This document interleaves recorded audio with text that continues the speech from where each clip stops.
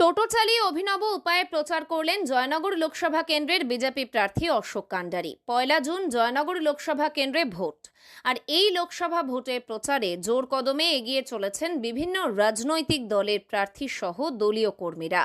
তারা নাওয়া খাওয়া ভুলে প্রচারে ঝড় তুলছেন। প্রতিদিন এক প্রান্ত থেকে অপর প্রান্তে জনসংযোগ, কর্মী সভা, পাড়ায় পাড়ায় প্রচার। সব মিলিয়ে কেউ কাউকে 1 ইঞ্চি জমি ছাড়তে নারাজ। সেই দুঃখ দুর্দশা পুরানো দিনের কথা আমি ভুলতে চাই না। এই সমস্ত শ্রমজীবী, কৃষিজীবী, মৎস্যজীবী সাধারণ মানুষের উন্নয়ন করাই আমার উদ্দেশ্য, আমার টার্গেট। সাধারণ মানুষ পাশে থাকতে চাই। ডেফিনেটলি জনসংযোগ, মানুষ কত কষ্ট করে ইনকাম করে সংসার চালায়, সেই কষ্ট দূর করাই আমার উদ্দেশ্য। এই সাধারণ মানুষ, কৃষিজীবী। জয়নগর লোকসভা কেন্দ্রের বেশ কিছুটা এলাকা সুন্দরবনের নদীমাতৃক এলাকা, তাই প্রচারে জোর দিয়েছে বিজেপি, তৃণমূল সহ একাধিক রাজনৈতিক দল। আর এবারে জয়নগর লোকসভা কেন্দ্রের বিজেপি প্রার্থী টোটো চালিয়ে বিভিন্ন এলাকায় ভোট প্রচার করছেন। বিজেপি প্রার্থী সহ একাধিক কর্মী সমর্থকেরা প্রচারে অংশ নিয়েছেন।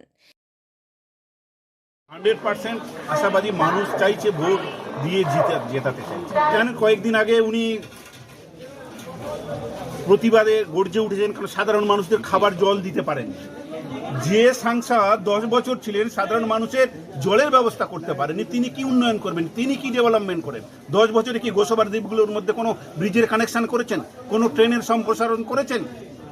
সাধারণ মানুষের দুঃখ দুর্দশা দূর করেছেন? সুন্দরবন এরিয়ার নদীমাদের কোনো ব্যবস্থা করেছেন? কি উন্নয়ন করেছেন? কি ডেভেলপমেন্ট? শুধু কোন সন্ত্রাস, গণতন্ত্র লুট, শুধু নিজেদের স্বার্থ, সাধারণ মানুষের কোনো স্বার্থ নেই। এদিন ভোট প্রচার চলাকালীন জয়নগর লোকসভা কেন্দ্রের বিজেপি প্রার্থী বলেন, জেতার ব্যাপারে পুরোপুরি আশাবাদী। তিনি বলেন, রাজ্যের শাসক দল অন্যান্য ভোটে ছাপ্পা মেরে ভয় দেখিয়ে ভোট করিয়ে নিয়েছে। তবে এই লোকসভা ভোটে এই ধরনের ভয় দেখিয়ে ছাপ্পা মারা চলবে না, কারণ সেন্ট্রাল বাহিনী থাকবে প্রতিটি বুথে বুথে। আর মানুষ সুযোগ পেলে তারা যদি নিজের ভোট নিজে দিতে পারে, তাহলে তৃণমূলকে কোনোভাবেই ভোট দেবে না। পাশাপাশি গত 2.5 মাস ধরে প্রতিটি এলাকায় ঘুরে ঘুরে প্রচার করছি বলে জানান তিনি। মানুষের সাথে কথা বলছেন তিনি, মানুষ তাকে দুহাত তুলে আশীর্বাদ করছে, এমনটাই জানান তিনি। তিনি বলেন, এদিন আমি নিজে টোটো চালিয়ে এই অভিনব প্রচার করি। এই প্রচার দেখতে বহু মানুষ রাস্তার পাশে উপস্থিত হন। তাই আমি যদি জয়লাভ করি, তাহলে সাধারণ মানুষের পাশে থেকে কাজ করতে চাই।